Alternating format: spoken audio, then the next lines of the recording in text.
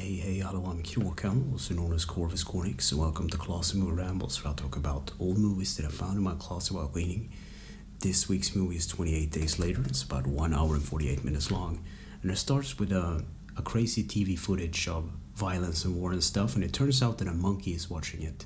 And this monkey is part of an experiment with a drug or a virus called Rage. And not for long, some activist breaks into this lab and one of the girls gets bitten. And 28 days later, the main character Jim wakes up in a hospital. He doesn't know what happened, and he's all alone naked. And he gets some clothes and goes to explore the city of London. And not for long, he runs into a church where there are a lot of dead people. And it turns out that he just screams hello. That's his main stick. He screams hello to get someone's attention. And some infected in this crowd wake up and they go for him. And there's like this one priest that is infected as well. So Jim gets saved by Celine and Mark, which are these two other survivors, and they take him to their like safe place, and they explain what happened. And then the day after that, they go to see Jim's parents because he wants to check on them, even though it's like a pretty bad idea. So he finds out that they basically taken alcohol and a lot of dosage, so they died more peaceful death than getting like consumed by the virus and stuff. And not for long, the house get attacked by these infected individual, and Mark gets bitten or like a scratch on the arm, and Celine is forced to put him down. So sometime later, Celine and Jim goes to explore a blinking Christmas lights in one of the windows, and they get chased by zombies, and the zombies get fended up by this guy called Frank. So they meet up with Frank and Hannah. So Frank is the father and Hannah is his daughter. So the next day they pick up some signals in a radio, on a radio I should say. So they figure that there are some survivors and maybe a cure. So they hop into Frank's little taxi cab and they start to go towards Manchester. And on the way they go through a tunnel and there's some crazy driving, and one of the tires get popped and they're forced to change the tire, but they manage to outrun the infected.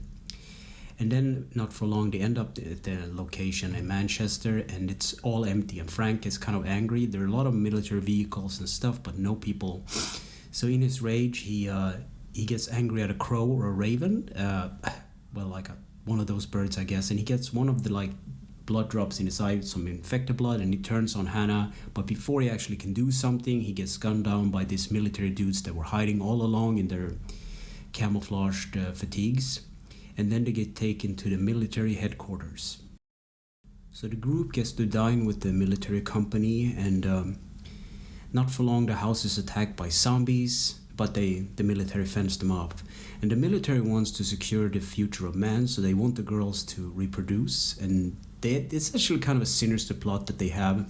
So Jim and this other military guy who refuse to help this crazy stuff that's going on gets taken out to be shot. But Jim managed to escape, and he goes to ring like a siren to lure the military guys out. And while this is happening, he runs back to the house and lets loose one of the infected that they have to experiment on. And during this phase, he goes full Rambo, without a shirt and everything. And the funny thing about this scene is he's not very muscular. He's this scrawny kind of looking white dude, and I think that's just funny. He delights in killing off these guys.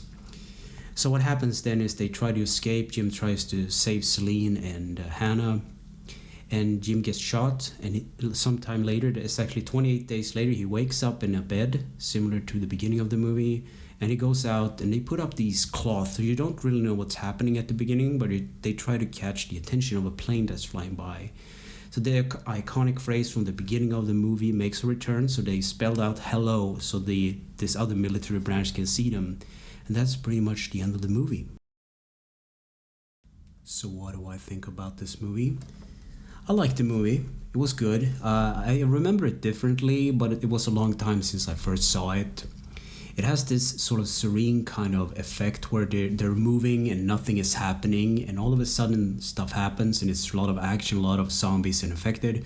But those serene moments, they just stop at like this peaceful place where there are horses running around.